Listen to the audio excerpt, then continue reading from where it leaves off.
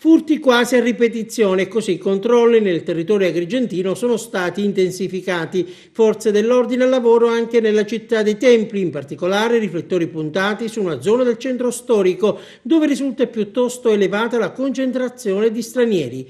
E i risultati non sono tardati ad arrivare. I carabinieri hanno arrestato un serbo di 31 anni. Si tratta di Lasco Lucan, fermato con l'accusa di resistenza pubblico ufficiale. L'uomo, alla vista degli uomini in divisa, cercando di scappare, si è scagliato contro un militare.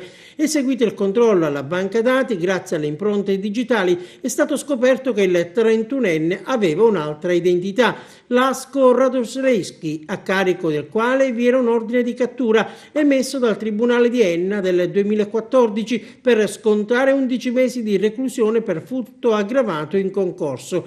Il serbo era dunque ufficialmente un ricercato. A casa del serbo, in Cortile Forni, durante la perquisizione, i carabinieri hanno poi trovato 150 grammi d'oro ritenuto provento di furto. Oro che la proprietaria della casa, una ventenne anch'essa romena, ha detto di essere suo. I carabinieri, rovistando fra i monili, hanno individuato però una fede coniugale con all'interno il nome di una agrigentina e la data del matrimonio. L'hanno denunciata per ricettazione. E i controlli sono stati predisposti e andranno avanti anche per provare a porre rimedio a quello che ormai è divenuto un fenomeno dilagante, il furto di cavi di rame. Di recente, come si ricorderà, sono stati messi a segno 4 o 5 colpi fra le contrade Zingarello, Punta Bianca e Cipolluzze, furti che hanno lasciato senza luce più di 500 persone, un'intera zona rimasta priva di illuminazione e a rischio sicurezza, tanto che i residenti sono stati costretti ad ingaggiare un metronotte per sorvegliare a calar del buio le strade e le abitazioni.